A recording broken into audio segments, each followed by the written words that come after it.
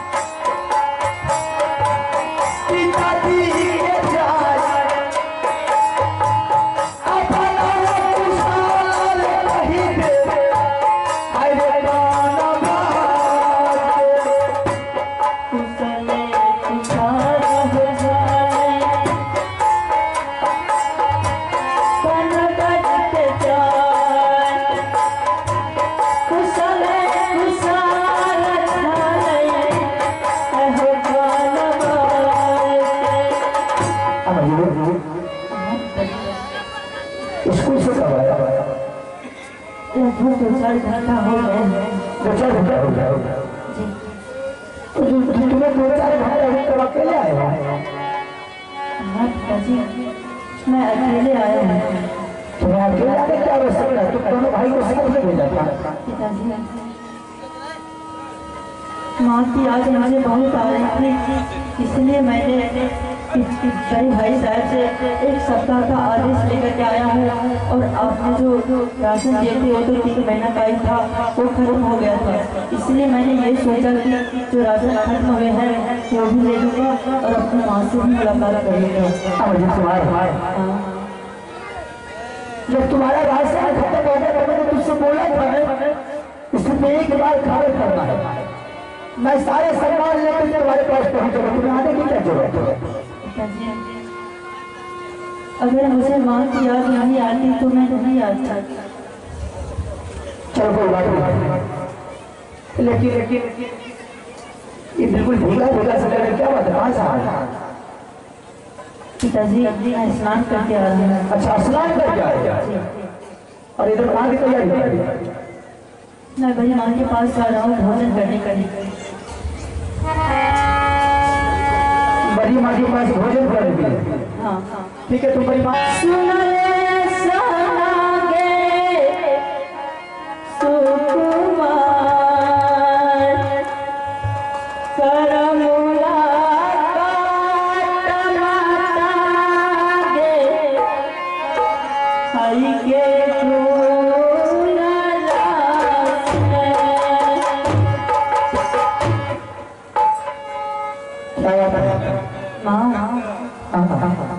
माँ मैं स्नान करके चले आए हैं। माँ स्नान करके चला आया? हाँ मुझे भोजन चाहिए। भोजन खाओगे? हाँ माँ मैंने तुम्हारे लिए भोजन बनाई थी,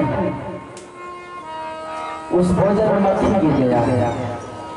क्या? कैसे खाओगे? अगर माँ उस भोजन में मक्खी गिर गई है तो दूसरा भोजन होंगे। दूसरा भोजन में जहर पड़ गया। अब मेरे पास उतना समय नहीं है कि तुम्हारे लिए मैं ये भोजन दिन भर बनाती रहूंगा। वो मेरे पास वो टाइम नहीं है। ऐसा क्यों बोल रही हूँ माँ? माँ की हृदय तो बहुत कोमल होते हैं। तुम्हारा भोजन तुम्हारे पिताजी का है, जाकर अपने पिताजी से भोजन मांगो। यहाँ मेरे पिताजी भोजन ले गए हैं। हाँ हाँ ठीक है। पिताया बसूनी रजिया हमार करनूल काटा पिताजी हई हो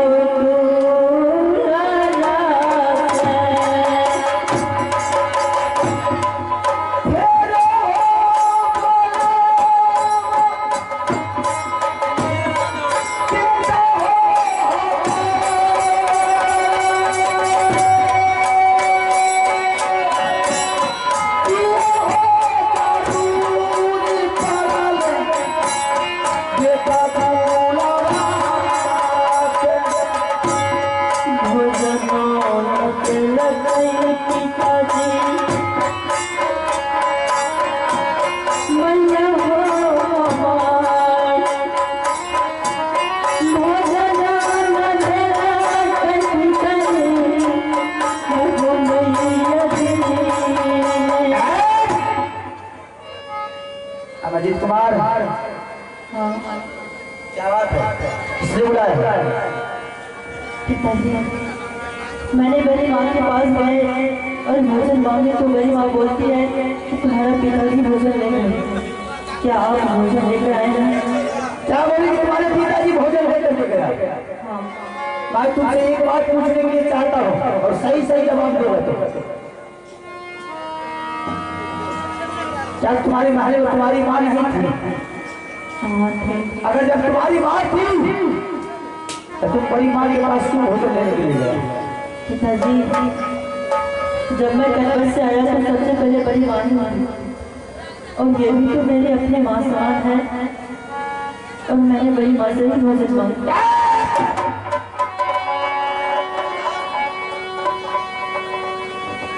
बड़ी माँ और सही सही बताइए, तुमने उसके साथ क्या किया है?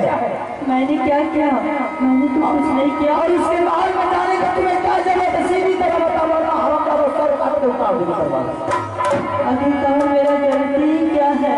तुम्हारा गलती नहीं है, तुमने उसके महल में नहीं गया है। नहीं। और हम जब मेरे हाथों से जबरान नहीं छूट करके भाग कर बेटा तू कर लड़ा के बात कर। अबे तुमने उसके महल में नहीं गया है? भाई किसका मतलब? ये बात उसके पलक पर कहाँ से आया जब तुम नहीं गया है? पिताजी मैं ऐसा काम कदापि नहीं कर सकता। तुम कदापि नहीं कर सकते। और तुझे भोजन नहीं देने के कारण क्या है? इसके दिल को चोट पहुंचा है। अगर तुझे जान बचना है, तुझे जान की भीख चाहिए और तुझे भोजन चाहिए, तो जाकर उसके के पैर में लटक, नारी के पैर में लटक करके अपने मौत का दुआ मांग। और हम ज्यादा तुझे माफ कर दे तो समझ लो जिंदगी में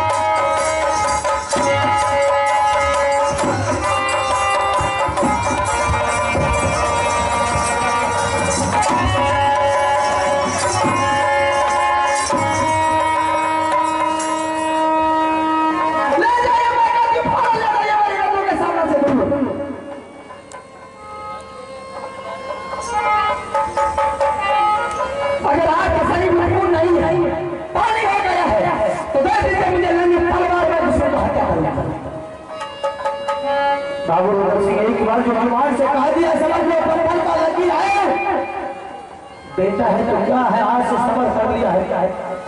मैंने तुम्हारे साथ वादा किया है, हर वक्त तुम्हारा वादा पूरा। ऐसा बेटा नहीं चाहिए जो बेटा बेटा के लगाएगा, जो कोई मजाक लगाएगा, और अब जब उस बेटा को डांट जाना ही चाहिए।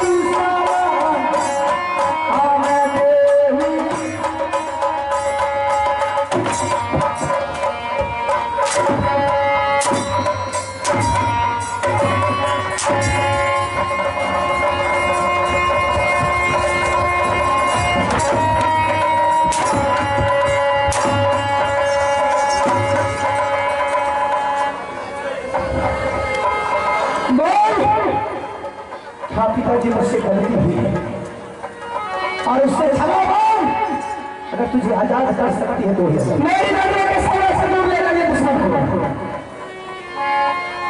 ठीक है। आदमी इसी वक्त ऐसा बेटा जो अपने बच्चे का जिंदा और आगे मर जाएगा। ठीक है, मैंने बोला मैंने कह दिया तो कह दिया, तुम्हारा संदेश अवश्य पूरा करेगा। तुम जा सकते ठीक है, जा रहे हैं। अब वो चली भी गई और फिर बता दे कि पिताजी मैंने ऐसा गलत किया है, मैं तुझे सदा करना चाहता हूं।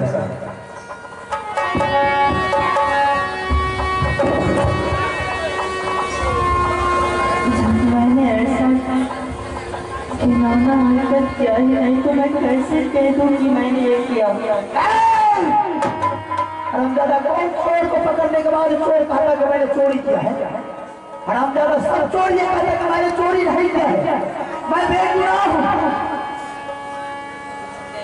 अगर सीधी तरह बताए तो मेरे को हरामजादा तल्लाश में बुला करके तुम्हारे कॉलेज ख्याल करके 1 घंटा के अंदर सारा सौदा मेरे हवाले कर। मेरा जान भी क्यों न चला जाए, लेकिन मैं कभी नहीं कह सकता मैंने किया। ऐसा नहीं करेगा, चल बैठो, मैं अभी शिवा की गल्ला को बोला था और मैं देखता हूँ तुम्हारे झूठे का क्या नतीजा होगा। और जन्नत को बुला करके अभी सिर्फ 10 मिनट का मैंने आपको वादा किया, भाभी साढ़े 10 मिनट के अंदर तुम्हारा सारा जो भी संदेश पहुंचा दिया जाएगा। भैया है रे सुनाले चला बाबा, भैया रे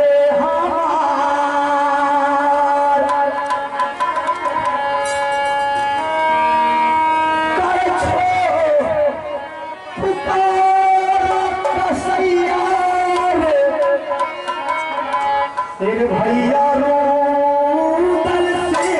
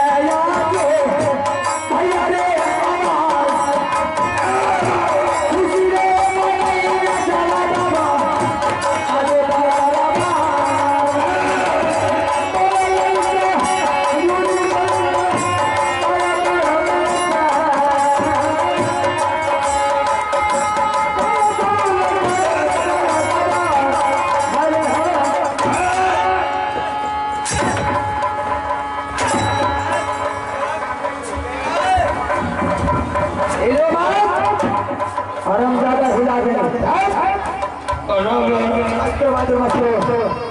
तो हरम दादा इतना ने पिता ने किसी को सुनता नहीं। आए कॉल करके देख कहे जल्लाद पहले सीधी के अगर आप खोल करके देखेंगे तुम्हारा नशा उतर जाएगा, समझिए जल्लाद।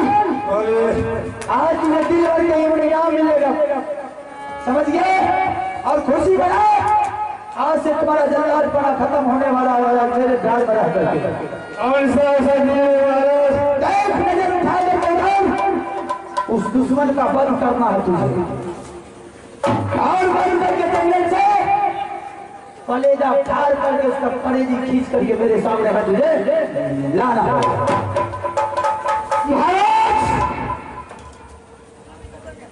आप कहिए मैं दुश्मन को जा रहा हूँ कौन जाने के लिए। ये है कौन दुश्मन महाराज? सुनने के लिए चाहते हैं? बाबू रुद्र सिंह के दरबार में सिर्फ अन्याय का काम नहीं है, जो माता न्याय करता है और न्याय का डिसीजन मिलता है। उन्होंने हराम ज्यादा घोर हत्या किया, इसलिए उसको सजा मिला। ये मेरा बेटा बाबू अमरजीत कुमार है। मैं आपकी काम चलाता हूँ। कान खोल करके पहले उसको बंदी बना, मेरे आंखों के सामने बंदी बना करके मेरे हवाले कर, उसके बाद यहाँ से जंगल का तैयारी करो।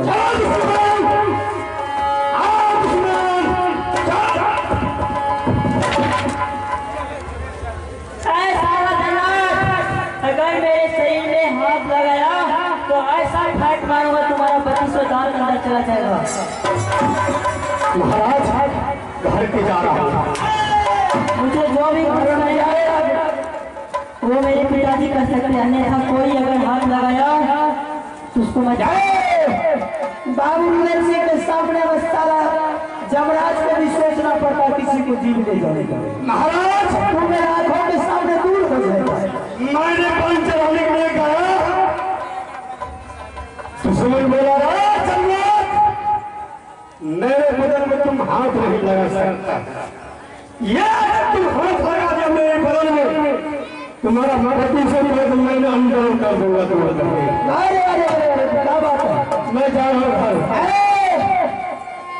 हरामजादा के दरबार से जरा सा में हीरा को मार के बिजली कोड़ा से चेहरा खराब कर दिया।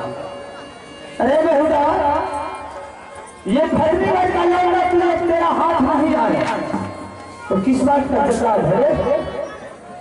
महाराज आप श्री दुश्मन को काम चला दीजिए, कैद करने के मालिक भाई फिर ही कहीं नाम चाहिए।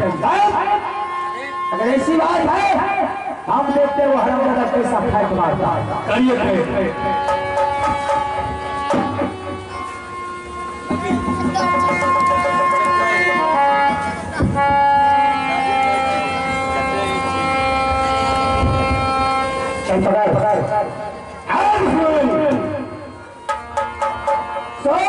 खोल करके दिमाग को खोल करके मेरे सामने सुनो।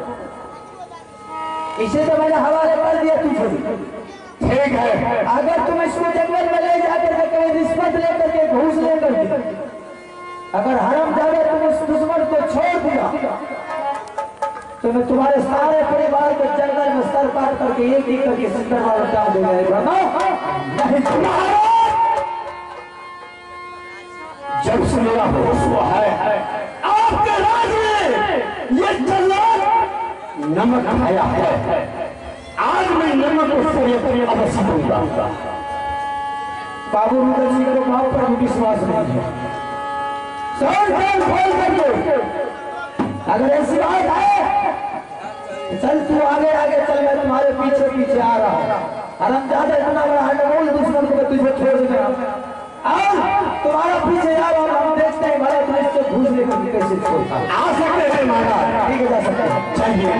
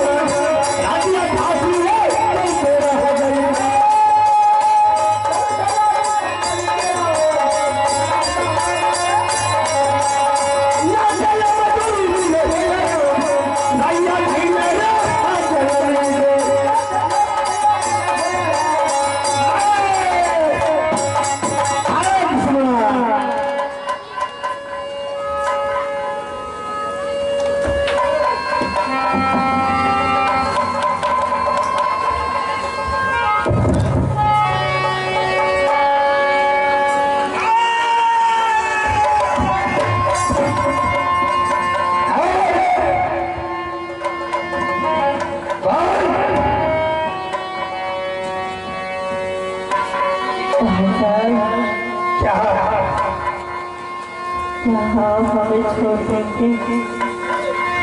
क्या आप हमें जीवन दान में दे दीजिए भाई साहब। क्या तुम जीवन में छोड़ दूंगा? हाँ भाई साहब। नहीं नहीं, या तुम्हें जीवन छोड़ दूंगा। तुम्हारे पिताजी का सुन जाएगा, पता चल जाएगा तुम्हारे पिताजी को पूरी खुशी होता है, परिवार को मार देगा। मैं तुझे नहीं छोड़ूंगा, नहीं। बोलो बोलो। अगर आपके परिजनों किसी मुसीबत में पड़ेंगे तो अवश्य कोई ना कोई आकर के उसे बचाएंगे, और मेरे जैसे तो आपको भी लेता हूँ।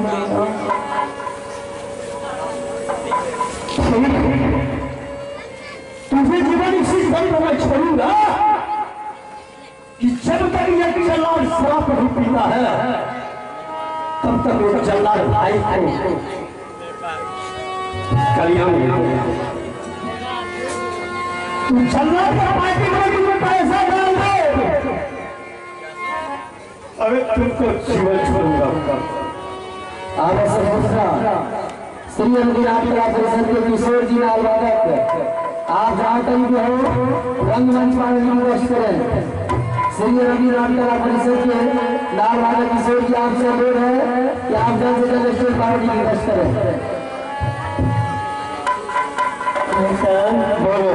मेरे पास तो कोई कौड़ी भी नहीं है, मैं कहाँ से ला कर दूंगा? अरे तू कहाँ से आएगा?